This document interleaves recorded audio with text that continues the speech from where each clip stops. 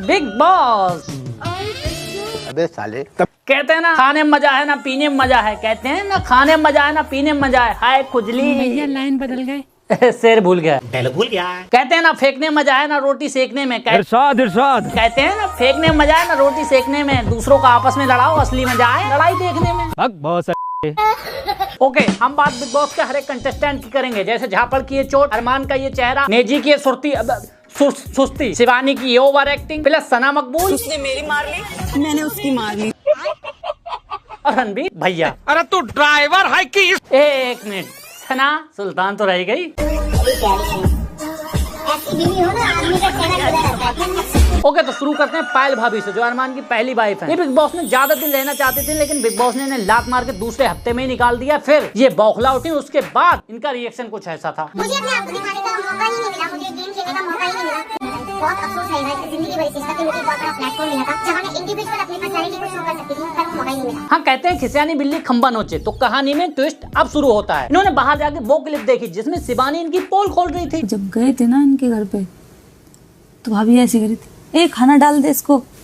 तब गए हैं तुम्हारे घर में, कुछ मतलब ऐसे व्यवहार करो। अब इनसे रहा नहीं गया, ये डायरेक्ट शिवानी का मुंह तोड़ना चाहती थी, लेकिन इतनी सी बात पे बिग बॉस इन्हें थोड़ी ना स्टेज पे बुला लेगा। तो इन्होंने 2-3 मुद्दे और इकट्ठे किए और चली गई। घर में आपको आदर सत्कार नहीं मिला, किसी के घर कोई जाता तो ऐसे नहीं बोलता कि खाना डाल दे। अब काम वाली को तो मैं ऐसे ही बोलूंगी ना, शांति खाना डाल दे। आपको तो शिवानी को खाना डाल दे। हाँ नहीं, मैंने ये बोला था कि शांति खाना डाल दे, इसको ऐसे बोला था। तो शिवानी को खाना डाल दे, तो इसका मतलब तो ये कुत्ता को खाना डाला जाता। देखो, ये बात तो मैं सिरे से खारिज करता हूँ कि खाना डाल दे। मैं अपनी बता रहा हूँ, अगर मैं किसी के घर जाता और वो मुझसे इस तरह से व्यवहार करता तो मेरा रिएक्शन ऐसा होता। वो इसे खाना डाल दे। कद्दू खाए मेरो खाना, कान में डाल ले अपनी खाना। पायल भाभी, डालना कितना गंदा शब्द और संस्कार क्या होते हैं, आइए सिखाता हूँ। मम्मी पापा को खाना डाल दे। अरे पागल, ऐसे नहीं कहते। देख, ये है रोटी डालना और ये है रोटी परोसना। भले ही तुम्हारे घर लोगों को रोटी डाल के खिलाई जाती हो, लेकिन जब कोई मेहमान आए तो उसे परोस के खिलाते हैं, ठीक है? और हमारे यहाँ तो रोटी सिर्फ कुत्तों को डाली जाती है, समझ गया? वैसे मजा तो डालने में ही आता है।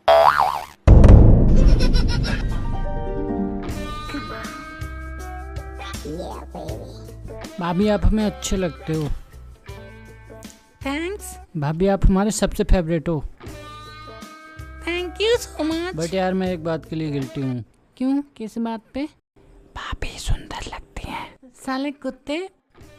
भाभी आपकी तारीफ नहीं कर सकते क्या? क्यों नहीं कर सकते?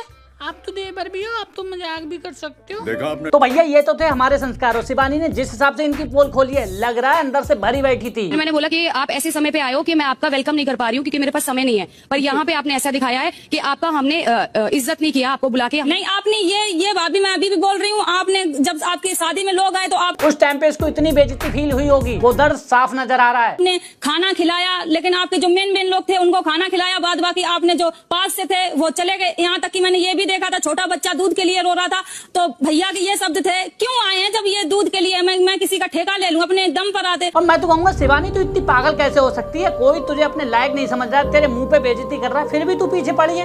बात कर रही है, अनफॉलो कर दिया। आप छोटे छोटे चीज फॉलो अनफॉलो ये हमारे मैटर नहीं करते। आप ये कह रहे हो कि हाँ हमारा मैनेजर जिसको देखता है, जो लायक नहीं है उसको अनफॉलो कर देता है। बात की बात है। What? अगला मुद्दा पायल भाभी का था विशाल को लेके। विशाल, ऑन कैमरा तुमने कुछ ऐसी बात बोली थी हाँ, जो मेरे हिसाब से बहुत गलत थी। इस मुद्दे की रियलिटी में आपको समझाऊंगा बिल्कुल तह तक जाके, लेकिन विशाल के एग्जैक्ट वर्ड क्या थे वो सुनो तुम।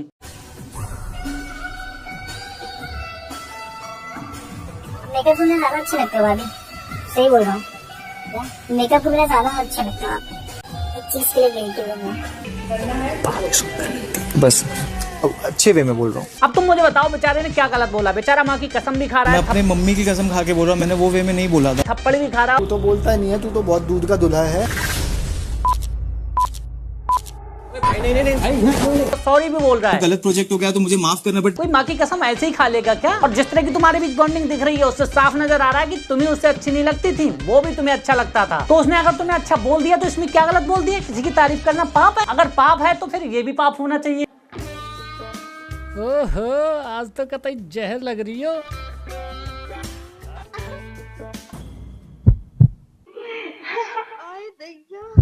बहुत मम्मी है मेरी।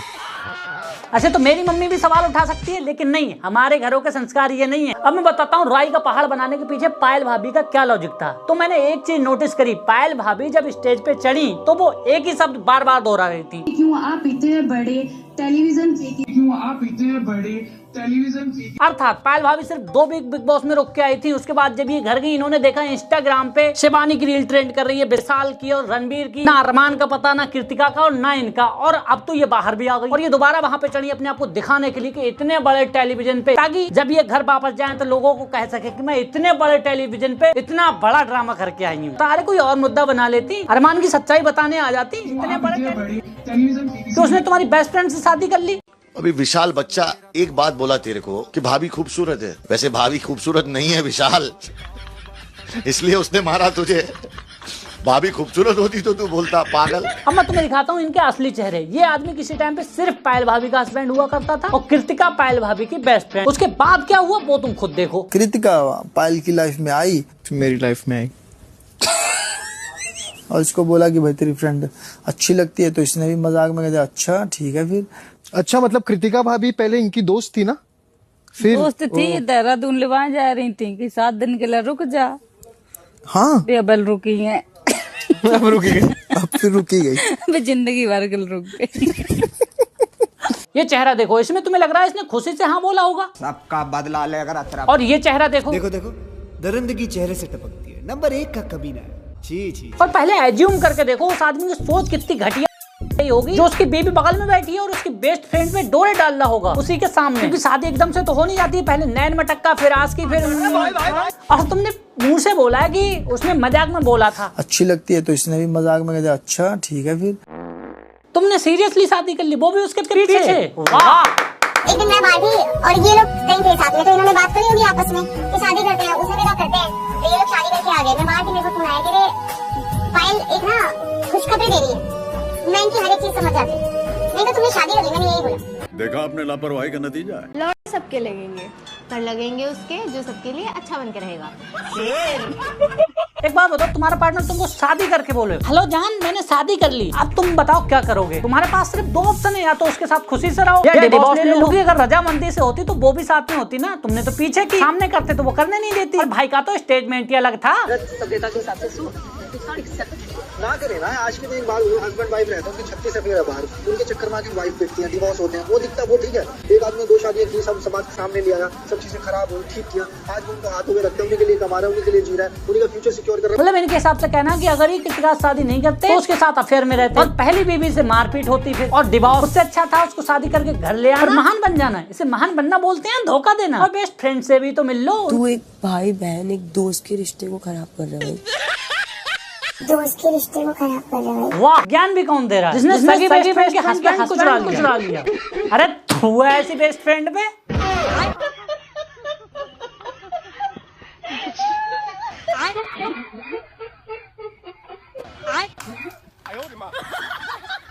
तुम्हें अपनी बेस्ट फ्रेंड के बारे में एक बार भी ख्याल नहीं आया कि उसके दिल पे क्या बीतेगी? अरे तुम क्या जानो किसी का दर्द, तुम्हें तो रोने के लिए भी मेहनत करनी पड़ती है। वाह क्या एक्टिंग कर रहा है, वाह क्या एक्टिंग कर। और तुमने तो अपने मुंह से ही बोला है कि अगर तुम्हें कोई चीज पसंद है तो या तो चुरा लेती हो या खरीद लेती हो। आदत इस शुरू से कि ना मेरे को बचपन से ऐसा है कि मुझे कोई चीज चाहिए ना, या तो मैं चुराती हूँ या तो मैं खरीद लेती हूँ। अभी भी यही है, पर अभी चुराती नहीं मतलब। हाँ इसीलिए दूसरे का पति चुरा लिया। और कहते हैं जो बात हम इंटेंशनली गलत करते हैं वो साली दिमाग में खटकती रहती है और एक दिन जुबान पे आ ही जाती है। हम लोग एक दूसरे का कर लेते हैं भाई, मेरा बीवी है क्यों नहीं कर लेंगे? नहीं करना चाहिए यार, जब दूसरे का पति यूज कर लेती हो तो फिर भी टागल है, फिर भी टागल है। वाह कृतिका भाभी वाह। और पायल भाभी आपके लिए दिल से खेद है यहाँ से।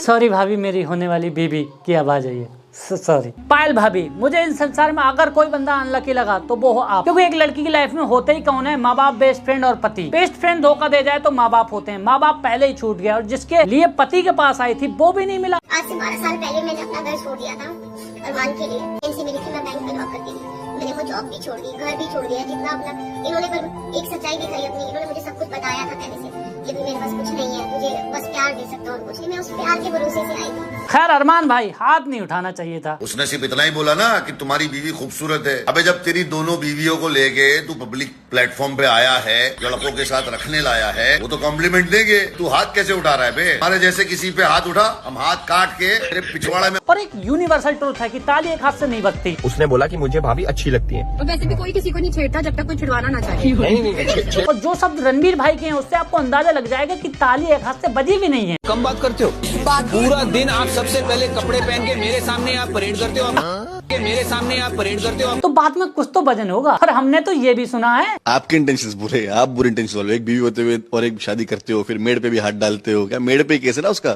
एक रिसर्च बाहर आ गया ना इस अरमान के, तो मैं लगा दूंगा। और जिस तरह विशाल को आपने राय का पहाड़ बनाया, अरमान भाई आपके भी कई मतलब निकाले जा सकते हैं, जैसे इस क्लिप में। बताइए हम क्या समझे। हे हरि राम कृष्ण जगन्नाथ प्रेमानंद, ये क्या हुआ?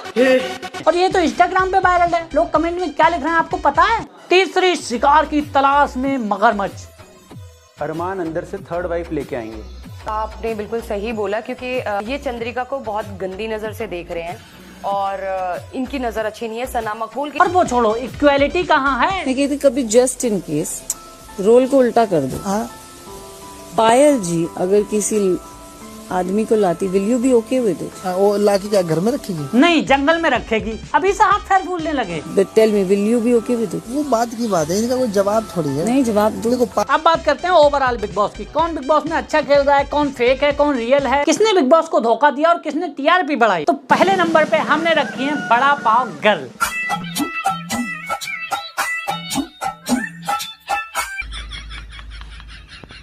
जी हाँ, इनकी एक रियलिटी पता लगी, बड़ा पाव के टेस्ट का सीक्रेट।